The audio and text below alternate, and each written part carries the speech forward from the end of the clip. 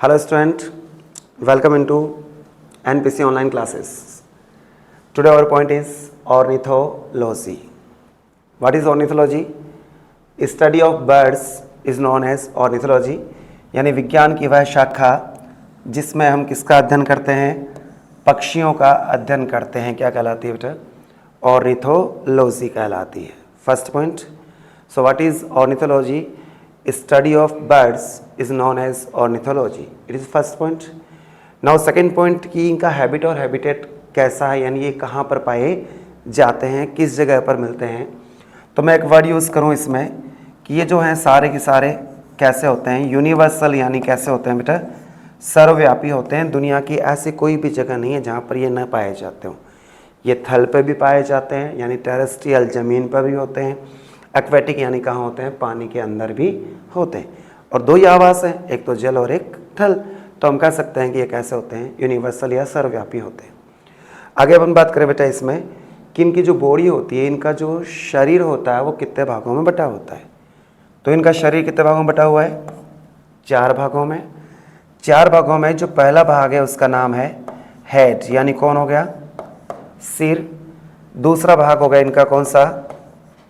बोलो, ग्रीवा। तीसरा भाग हो गया धड़ या ट्रंक। और चौथा भाग हो गया इसमें क्या हो गया? टेल या पुछ। तो I can say the body of birds is divided into mainly 4 part: head, neck, trunk and tail. सिर, ग्रीवा और धड़। सिर और ग्रीवा आपके लिए सोचने वाला पॉइंट नहीं है, लेकिन सोचने वाला पॉइंट है धड़ या ट्रंक किससे कहते हैं। ये जो मेरा हिस्सा आपको दिखाई दे रहा है इस पूरे को हम बोलते हैं धड़। इसमें ये भाग कौन सा है? वक्ष। और एक भाग कौन सा है? उदर। तो इसका ना इनमें भी क्या पाए जाते हैं? वक्ष और उदर पाए जाते हैं। किसमें? धड़ में। जैसे आप देखिए ये यहाँ से लेके ये पूरा हिस्सा, ये जो है ये किसका हिस्सा है? इसका धड़ का हिस्सा है, जिसमें वक्ष भाग भी आ गया और उदर भाग भी आ गया। तो फर्स्ट पॉइंट मैंने आपको बोला कि ये यूनिवर्सल होते हैं, सर्वव्यापी होते हैं। दूसरा, इनकी बॉडी जो है कितने भागों में बटी हुई है? 4 भागों में बटी हुई होती है। 4 भागों में कौन कौन से हैं? सिर है, ग्रीवा है, धड़ है और पूंछ है। अब बात करें आगे बेटा, आप देखिए इन सबके शरीर के ऊपर क्या है? फेदर्स यानी पंख हैं। आपको दिखाई दे रहे हैं ये सारे क्या हैं? पंख हैं। अब स्पेशली ये जो पंख है जो इनके शरीर के ऊपर हैं, ये फेदर्स हैं, इनको हम स्पेशली कहते क्या है? तो इनको बोलते हैं प्लूमेज। यानी जो शरीर है इनका वो किससे ढका हुआ है? फेदर से या पंखों से ढका हुआ है। और उन्हीं पंखों के लिए हम वर्ड यूज़ करते हैं, फेदर्स के लिए यूज़ करते हैं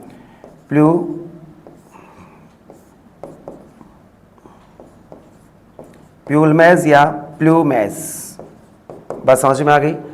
सारे के सारे एक बार वर्ड देखना, ये हिंदी वर्ड है जो प्रॉपरली इसको रिप्रेजेंट नहीं करता है। और मैंने बोला प्लूमेज। कुछ समझ में आ रहा है?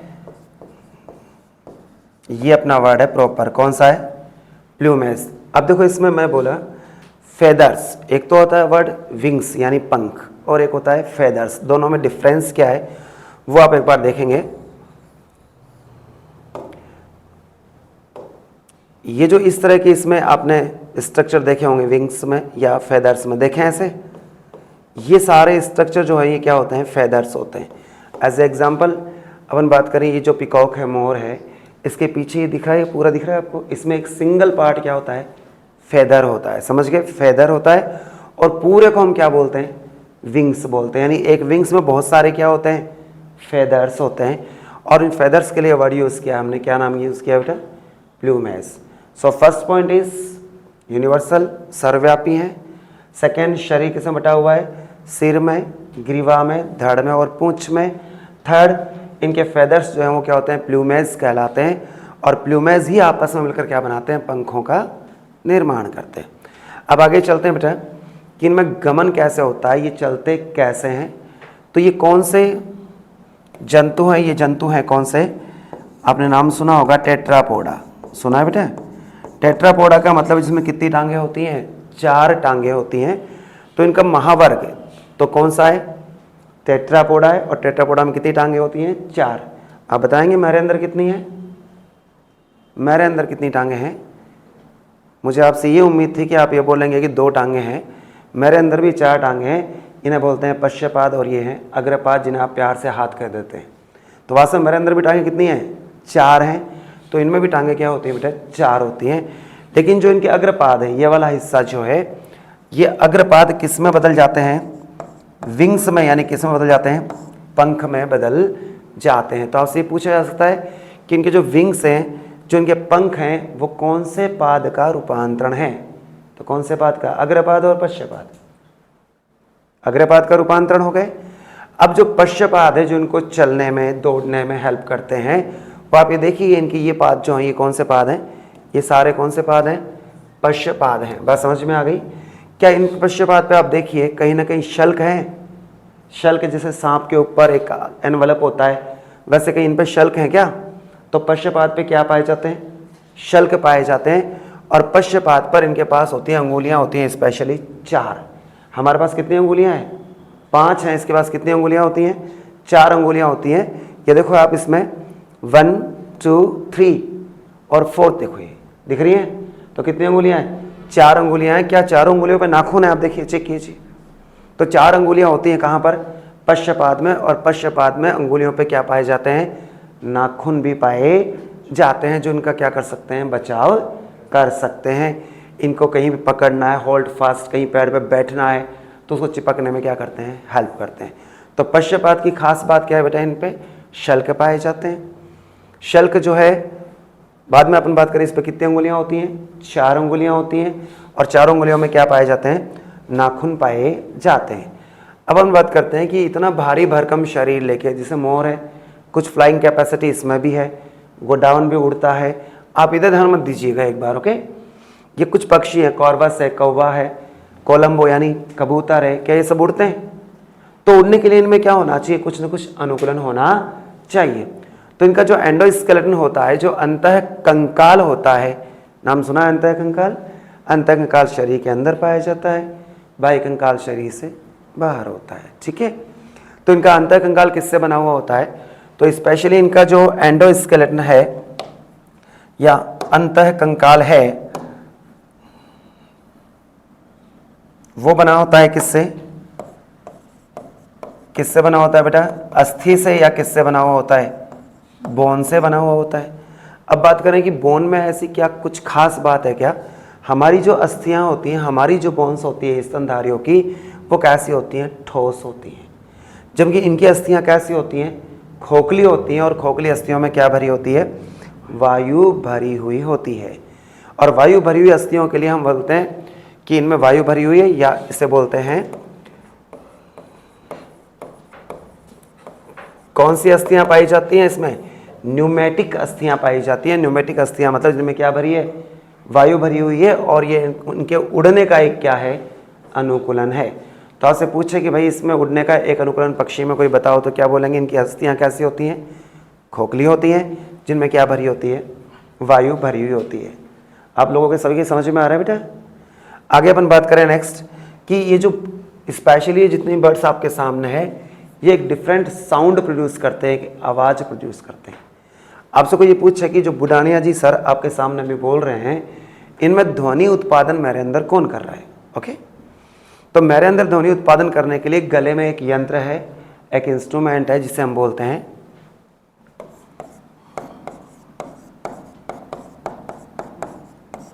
क्या बोलते हैं, लैरिंग्स बोलते हैं।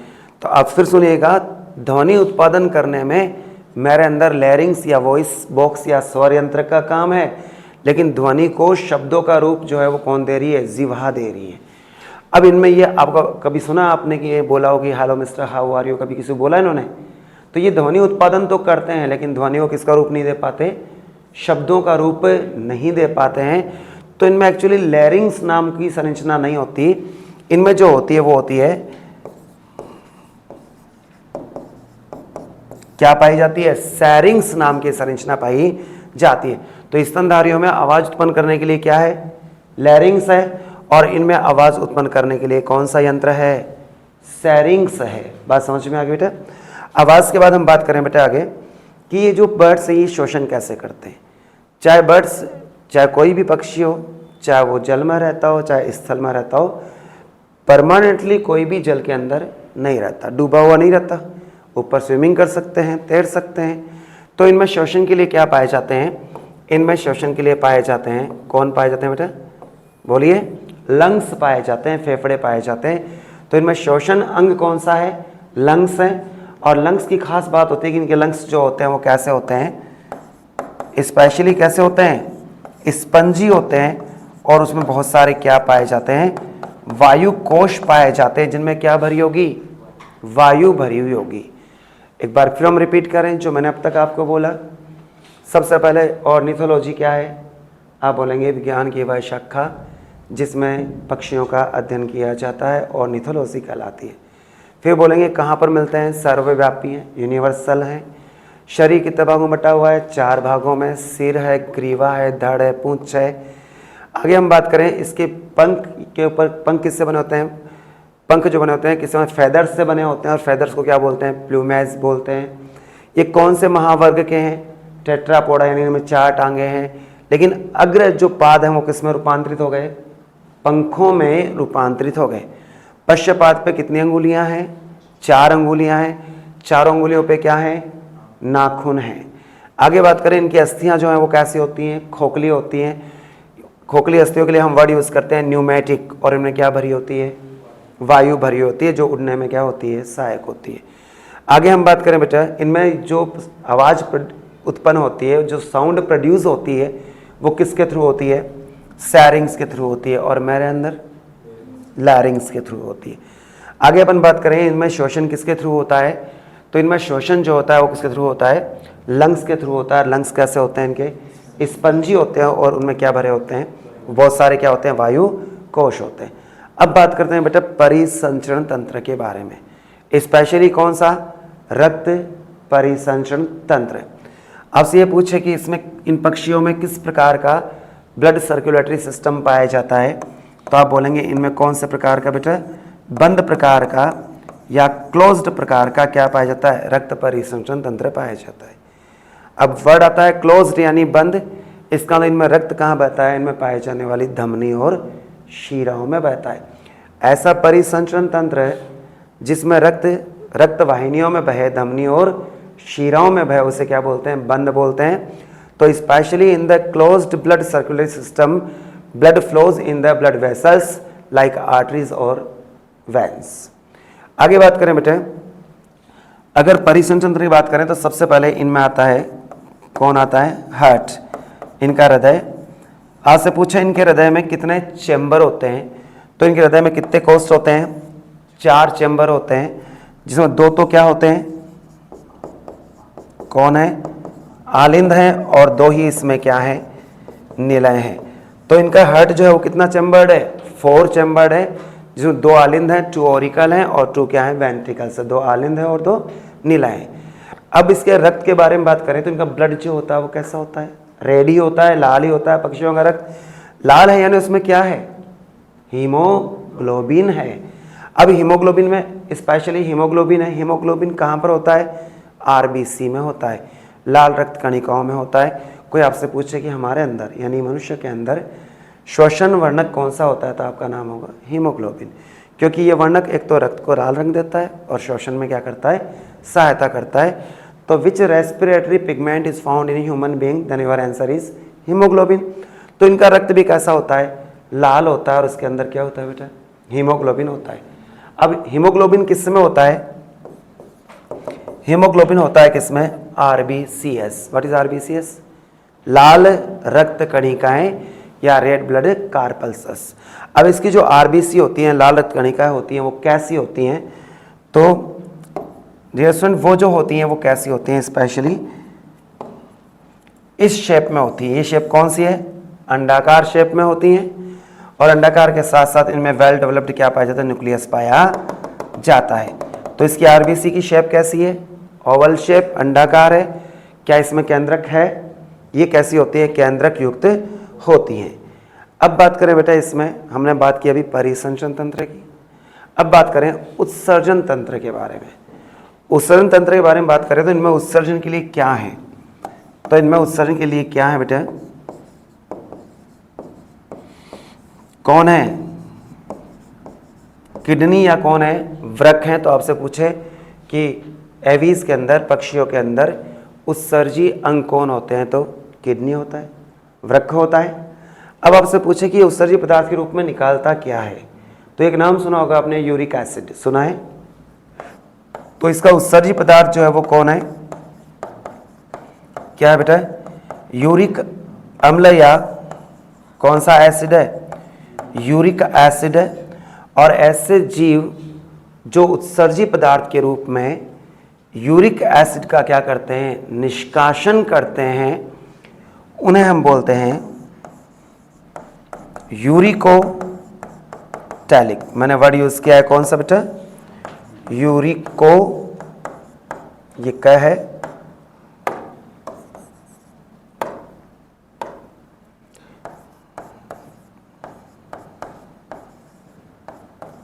यूरिकोटैलिक है। तो इनमें उत्सर्जी पदार्थ कौन सा है बेटा? यूरिक एसिड है। और ऐसे प्राणी जो उत्सर्जी पदार्थ के रूप में यूरिया का निष्कासन करते हैं क्या कहलाते हैं? यूरिकोटैलिक कहलाते हैं। अब एक वर्ड आता है, आपने सुना हो, एक तो होता है असमतापी शब्द, इसे बोलते हैं कोल्ड ब्लडेड, और एक आता है शब्द समतापी शब्द, जिसे बोलते हैं वार्म ब्लडेड। आपसे पूछे कि असमतापी या पाई किलो थर्मिक जीव किसे बोलते हैं? असमतापी या पाई किलो थर्मिक जीव किसे कहते हैं? तो ऐसे जीव जो अपने शरीर का तापमान वातावरण के तापमान के अनुसार क्या करते हैं? चेंज करते हैं, परिवर्तित करते हैं, उन्हें बोलते हैं हम लोग असमतापी, या इसे बोलते हैं कौन से? पाई किलो थर्मिक बोलते हैं। लेकिन जो एवीज हैं, जो पक्षी हैं, उनके शरीर का तापमान कभी भी चेंज नहीं होता है, चाहे बाहर गर्मी हो चाहे सर्दी हो। ऐसे ही हम हैं, हमारे शरीर का तापमान भी चेंज नहीं होता है किसी मौसम में।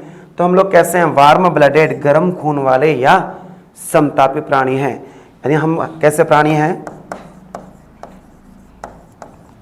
होमियोथर्मल प्राणी हैं, यानी समतापी प्राणी हैं। बस समझ में आ गई? तो पक्षी भी कैसे होते हैं? होमियोथर्मल यानी समतापी होते हैं। इनका बॉडी टेम्परेचर कैसा होता है? फिक्स होता है, कोई भी एनवायरनमेंट हो कभी भी चेंज नहीं होता है। बस समझ में आ गई बेटा? तो इनमें उत्सर्जी पदार्थ कौन सा है? यूरिक एसिड है, यूरिक अम्ल है। और जो जीव उत्सर्जी पदार्थ के रूप में क्या निकालते हैं? यूरिक अम्ल निकालते हैं, उन्हें क्या बोलते हैं? यूरिकोटैलिक कहते हैं। Such type of animals which secrete the uric acid in the form of excreta, these are known as uricotelic. आगे बात करें बेटा इसमें आइज़ के बारे में, कि आंखें जो है वो कहाँ होती हैं। आप ये देखिए, मेरी जो आइज़ हैं वो जस्ट आपके फ्रंट में है, आपके सामने है। लेकिन बर्ड्स की आइज़ क्या होती हैं? लेटरल साइड में होती हैं, साइड में होती हैं, यानी कहाँ पर होती हैं?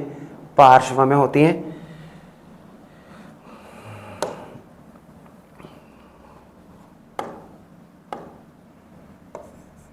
कहाँ होती है बेटा? पार्श्व में होती हैं। और साथ में ही इनकी आंखों में एक चमकीला वर्णक पाया जाता है जो हमारे आंखों में नहीं होता है। तो कई बार इनकी आंखें हमें चमकती हुई दिखाई देती हैं। जैसे आपने देखा होगा रात को भैंस की है, देखी होगी बिल्ली की है, वैसे इनकी की आंखें रात को क्या होती हैं? चमकती हुई दिखाई देती हैं। उसका रीज़न है कि उसमें एक विशेष प्रकार का वर्णक पाया जाता है जिसका नाम क्या है? पैक्टीन पाया जाता है। तो पैक्टीन के कारण इनकी आंखें कैसे दिखाई देती हैं? यू कैन स्पीक, बोल सकते हो। चमकती हुई दिखाई देती हैं। तो इनकी आंखों में चमक का रीज़न क्या है? पैक्टीन का पाया जाना। आगे हम बात करें बेटा इसमें, अब ये जो हड्डी हमारे यहाँ से यहाँ तक की है, इस अस्थि को हम बोलते हैं उस स्टर्नम, या इसे बोलते हैं क्या बोलते हैं बेटा? उरोस्थि। हमारे यहाँ से यहाँ तक एक ही अस्थि है, यहाँ से पूरी बीचों बीच है, उसका नाम क्या है? स्टर्नम या उरोस्थि है। लेकिन इनमें आप देखेंगे बेटा,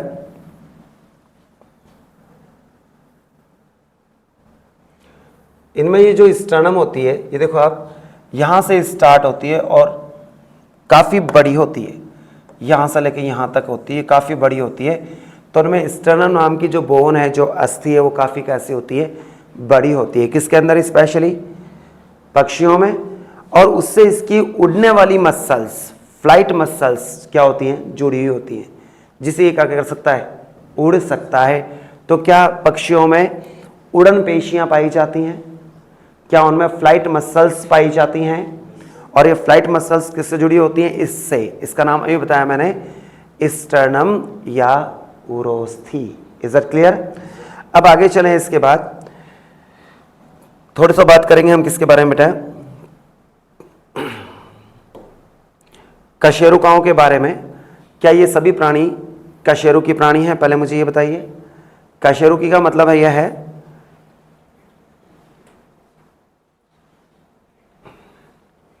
कशेरुकी का मतलब यह है कि इनके अंदर रीढ़ की हड्डी में क्या पाई जाती है? छोटी छोटी क्या पाई जाती हैं? क्या पाई जाती हैं? कशेरुका पाई जाती हैं। बात समझ में आ गई? हमारे अंदर हमारी ग्रीवा में कशेरुकाएं हैं, हमारे वक्ष भाग में पीछे की ओर क्या है? कशेरुकाएं हैं। तो स्पेशली इनकी जो वक्ष भाग की कशेरुकाएं हैं, कौन से भाग की? वक्ष भाग की जो वर्टिब्रीज हैं या कशेरुकाएं हैं, वो आपस में मिलकर एक विशेष प्रकार की संरचना बना लेती हैं, जिसे हम बोलते हैं, क्या बोलते हैं? सिनसैक्रम। तो आपसे पूछे कि सिनसैक्रम कौन सी कशेरुकाओं से बनता है? ग्रीवा कशेरुकाओं से या वक्षीय कशेरुकाओं से या किसी और से? तो वक्षीय कशेरुका। आप समझ रहे हैं मेरी बात? कशेरुका क्या होती हैं? हमारी जो बैकबोन होती है, इनकी जो बैकबोन होती है, रीढ़ की हड्डी होती है, उसमें छोटी छोटी क्या होती हैं? हड्डियाँ होती हैं, और उन्हें हम बोलते हैं कशेरुका। और इसके वक्ष भाग में पाए जाने वाली कशेरुका एक विशेष प्रकार की क्या बनाती हैं? संरचना बनाती हैं, जिसे हम बोलते हैं सिनसैक्रम। इसी तरह इसकी पूंछ में पाए जाने वाली जो कशेरुका है, किसमें पाई जाने वाली? पूंछ में पाए जाने वाली कशेरुका, यानी हिंदी में बोल सकते हैं कौन सी कशेरुका? पुच्छीय कशेरुका आपस में मिलकर एक विशेष प्रकार की संरचना बनाती हैं, उसका नाम है पाइगोस्टाइल। तो पाइगोस्टाइल कौन सी कशेरुकाओं से बना होता है? पुच्छीय कशेरुकाओं से बना होता है। और ये पाइगोस्टाइल जो है ना, ये पक्षियों की बहुत प्यारी स्टाइल। आपने देखा होगा कि इनका ये पिछवाड़ा है ना, दिख रहा है, ये कई बार ये ऐसे ऐसे करते रहते हैं, है ना, वो इनकी क्या है? पाइगोस्टाइल है। इस पाइगोस्टाइल से मुझे ध्यान आता है कि इनकी, आपसे पूछे कि इनकी त्वचा कैसी होती है, तो जनरल इनकी त्वचा शुष्क होती है। शुष्क होती है, इसका उसमें क्या नहीं पाई जाती? ग्रंथियां नहीं पाई जाती। इनकी स्किन कैसी है? ड्राई है। इनमें कोई भी ग्लैंड नहीं पाई जाती, स्किन की ग्रंथि नहीं पाई जाती है। लेकिन स्पेशली इसमें ग्रंथि पाई जाती है, कहां पर? पाइगोस्टाइल में ग्रंथि पाई जाती है, और उसका नाम होता है, कौन सी ग्रंथि? कौन सी ग्रंथि है? प्रिन ग्रंथि पाई जाती है। तो आपसे पूछे प्रिन ग्रंथियां किस में पाई जाती हैं? पक्षियों में पाई जाती हैं। पक्षियों के कौन से भाग में होती हैं? पाइगोस्टाइल में होती हैं। और ये प्रिन ग्रंथि करती क्या है? ये एक चिकना पदार्थ निकालती है। चिकना पदार्थ निकलने से क्या होता है कि इनकी पंखों पे क्या होती है? चिकनी परत फैल जाती है, जिससे जब ये पानी के कांटेक्ट में आती है ना, इनके पंख गीले नहीं होते। आपने चिड़ियाओं को देखा होगा, पानी के अंदर जब लिया और थोड़ा सा पैर किसको विंग्स को मूव किया और उड़ के चली गई। इसका मतलब वो जब पानी के कांटेक्ट में आती हैं तो वास्तव में पानी उनके कांटेक्ट में नहीं आ रहा होता है। तो प्रिन ग्रंथियां क्या करती हैं? इसकी त्वचा को क्या बनाती हैं? इसके पंखों क्या बनाती हैं? चिकना बनाती हैं, ताकि वो कैसे हों? जल स्नेही रहें या जल विरोधी रहें? जल विरोधी रहें। अब आगे बात करें, क्या पक्षी में नर और मादा जन्नांग एक में ही होते हैं? ये एक लिंगी होते हैं या द्विलिंगी होते हैं? तो पक्षियों में नर अलग होता है, मादा अलग होती है। तो ये जो बर्ड्स हैं वो कैसे होते हैं बेटा? कैसे होते हैं? एक लिंगी होते हैं। इसमें नर अलग होता है और मादा अलग होती है। और नर और मादा की हम आसानी से क्या कर सकते हैं? पहचान भी कर सकते हैं। तो birds are unicellular, male and female are separate, और they can easily identify by the external morphology. बाहर से देखते ही मालूम पड़ जाता है कि कौन नर है और कौन मादा है।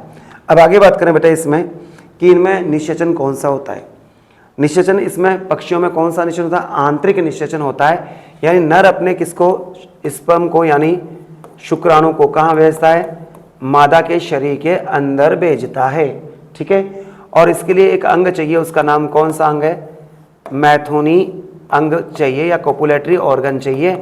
ये मैथुनी अंग केवल किस में होता है? नर में होता है, मादा में नहीं होता। आपसे पूछे कोपुलेटरी ऑर्गन करता क्या है? ये नर के शुक्राणु को कहाँ भेजता है? मादा के शरीर में भेजने में काम आता है। जैसे मनुष्य में क्या होता है? मनुष्य में कोपुलेटरी ऑर्गन के रूप में क्या होता है, पेनिस या क्या होता है, शीशन होता है, जिसकी सहायता से नर अपने शुक्राणु कहाँ भेजता है, मादा के शरीर में भेजता है। ठीक है, तो इनके नर में भी कौन सा अंग पाया जाता है, कोपुलेटरी ऑर्गन, मैथुनी अंग पाया जाता है, जिसकी सहायता से नर अपने शुक्राणु कहाँ भेजता है, मादा के शरीर में भेजता है। तो इनमें जो फर्टिलाइजेशन है, इनमें जो निषेचन है वो कौन सा होगा, बोलो, आंतरिक या बाह्य है, आंतरिक निषेचन होगा।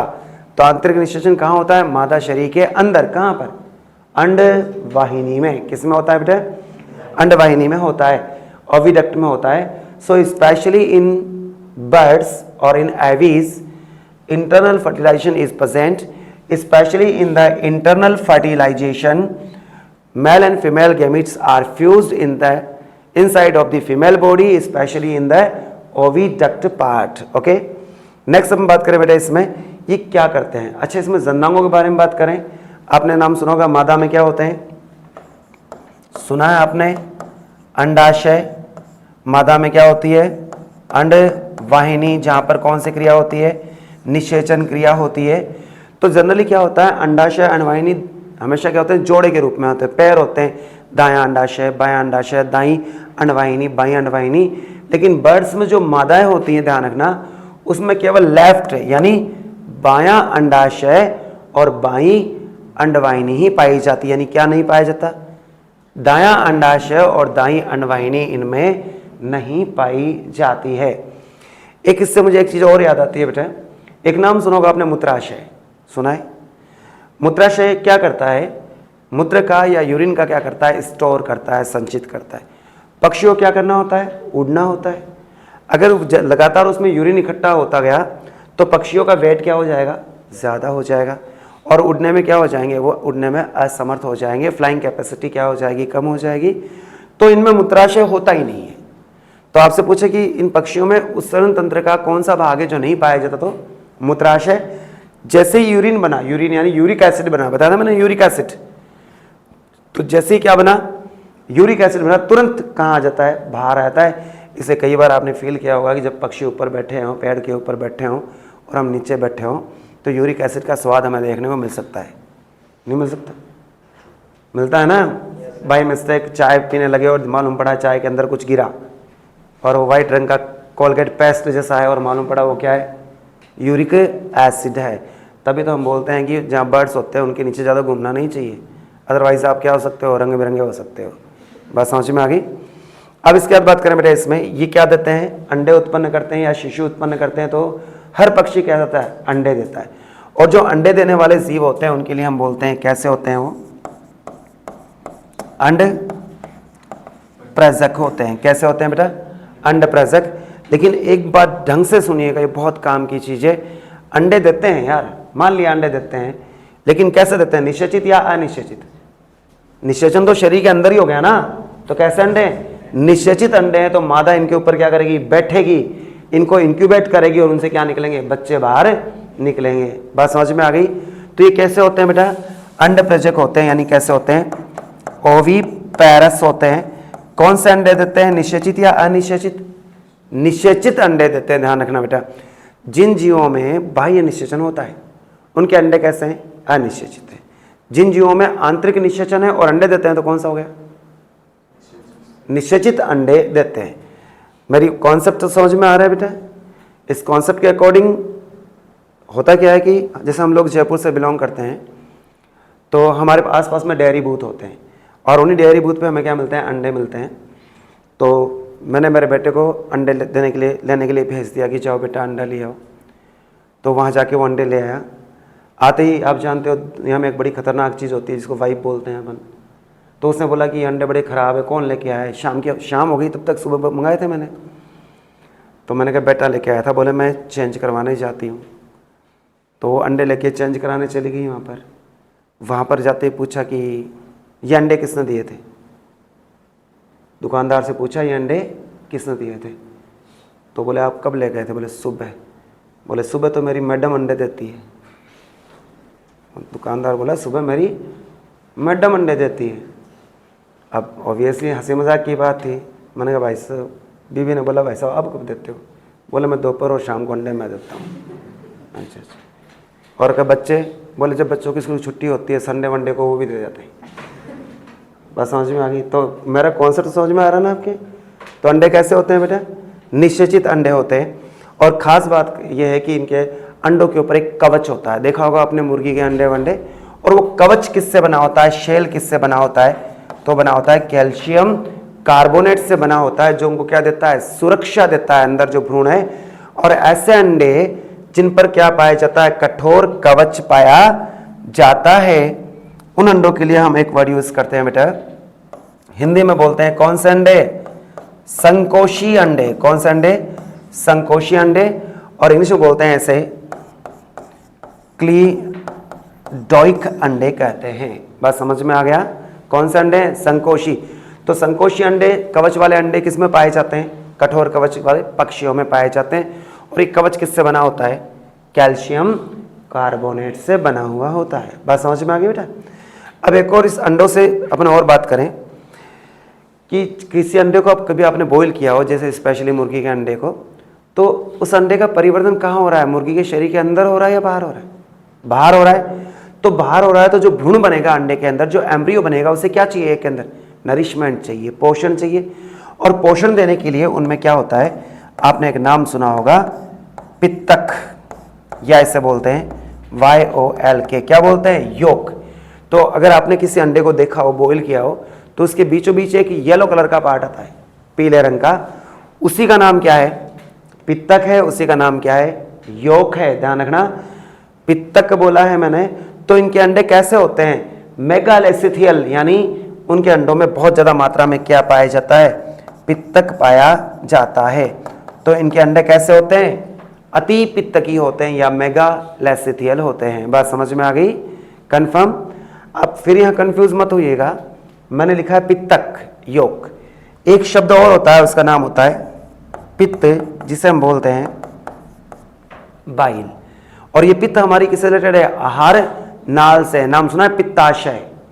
वो पित्त अलग है और ये पित्तक अलग है। ये क्या है? पित्तक है, योक है, जो अंडे के अंदर विकासशील भ्रूण को क्या देता है? पोषण देता है। So I can say specially in the aves eggs are megalethetial, so amount of yolk is very large and this amount provide the nourishment of developing embryo in the egg। बात समझ में आ गई? नेक्स्ट अपन बात करें कि मेरे घर के पास एक कौवे ने अंडे दे दिए, और मैं बड़े चाव से, बड़े शौक से उस अंडे को देखने गया, तो अचानक मुझे लगा कि मुझे किसी ने सर पे पत्थर की मारा है। अचानक मुझे लगा, मैंने पलट के देखा तो कौवा था जो मुझे चोंच मारने आया था। तब मुझे आइडिया हुआ कि ये भी क्या करते हैं? हमारी तरह अपने बच्चों की क्या करते हैं? सुरक्षा करते हैं। तो क्या इनमें पैतृक संरक्षण पाया जाता है? क्या माँ बाप बच्चों की सुरक्षा करते हैं? जैसे आपका पैतृक संरक्षण, आपके साथ कुछ हो तो आपके गार्जियन फटाक से लड़ने आ जाते हैं कैंपस में, स्कूल में, वैसे ही इनके साथ भी है। अगर आप इनके अंडों को छेड़ोगे तो मान के चलिए बचने की संभावना थोड़ी कमी है। तो क्या पाया जाता है बेटा? इनमें पैतृक संरक्षण पाया जाता है।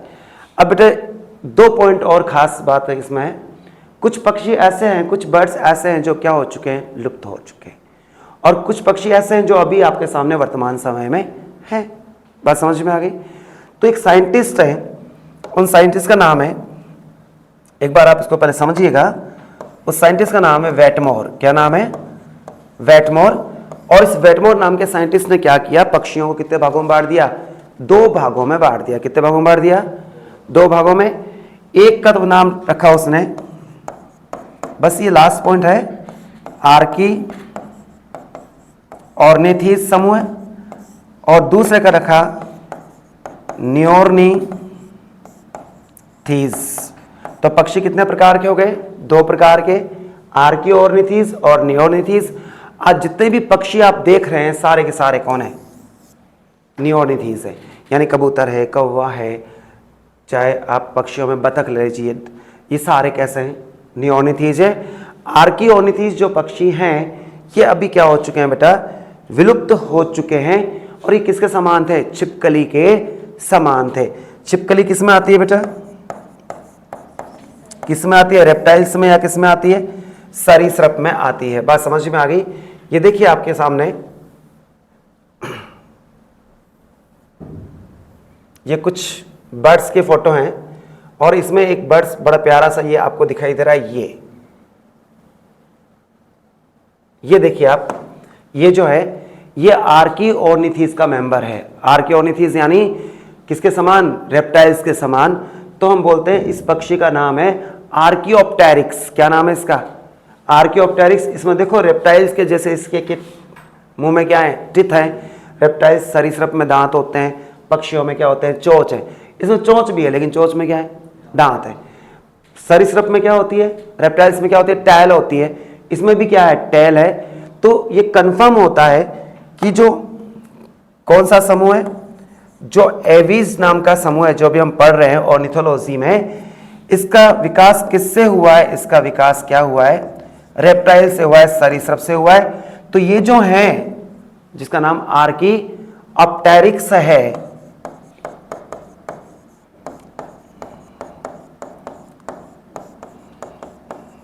क्या नाम है इसका? आर्कियोप्टेरिक्स। ये किसके बीच में? सरीसृप और एवीज के बीच में योजक कड़ी है।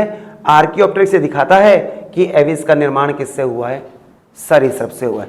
बाकी सारे जो ये बर्ड्स आपके सामने हैं, ये सारे कैसे हैं? नियोर्निथीस के हैं। इसमें आप देखिए, ये एक बड़ा प्यारा सा बर्ड मैंने यहाँ बताया आपको। देखो, ऐसा आपने एक फ्रूट भी देखा होगा, कीवी। तो ये क्या है? कीवी नाम का बर्ड है। अब थोड़ा सा अपन और चलें। ये है ऑस्ट्रिच शतुरमुर्ग, जो अपने आप में सबसे बड़ा बर्ड माना जाता है और इसका एग सबसे बड़ा होता है। सबसे बड़ी जो कोशिका होती है वो किसकी होती है? ऑस्ट्रिच की एग ही होती है। और तीसरा जो आप देखेंगे यहाँ पर, ये देखिए बड़े प्यारे से, ऐसा लग रहा है कहीं पोलर एंड पे ध्रुव में कहीं घूमने आए हैं चारों पांचों। इनका नाम है पेंगुइन। तो ये तीन पक्षी जो मैंने बताया, एक तो पेंगुइन, एक कौन है बेटा? ऑस्ट्रिच, और एक कौन है? कीवी। इनमें उड़ने की क्या नहीं होती? क्षमता नहीं होती। बट ये क्वेश्चन आरएस तक में पूछा गया है कि किन्हीं तीन पक्षियों के नाम बताइए जिनमें उड़ने की क्षमता नहीं होती। तो कौन कौन से हो गए? पेंगुइन, उसके बाद ये क्या है? कीवी, और ये कौन है? शतुरमुर्ग। अब थोड़ा सा यहाँ आइए, ये हमारे कौन सा इंडिया का कौन सा है? नेशनल बर्ड है, पैवोक्रिस्टेसस मोर। और ये कौन है? गोडावन है, जो राजस्थान का क्या है? राज्य पक्षी है। बाकी पक्षियों के बारे में तो आप कुछ जानते ही हैं। So it is about complete ornithology Aves के बारे में। कल का जो पॉइंट अपना होगा वो कौन सा होगा? मैमल्स यानी स्तनधारी का होगा। आप लोगों की बात करूंगा मैं, है ना, मैं भी उसमें शामिल हूं। तो स्तनधारियों का होगा, और स्तनधारियों में कौन कौन से कैरेक्टर, कौन कौन से गुण पाए जाते हैं, उनके बारे में हम बात करेंगे। तब तक हमारे इस प्यारे से चैनल को देखते रहिए, सब्सक्राइब कीजिए, लाइक कीजिए, कमेंट कीजिए, और कुछ कमी हो तो यार हमें ज़रूर बताइए। थैंक्स।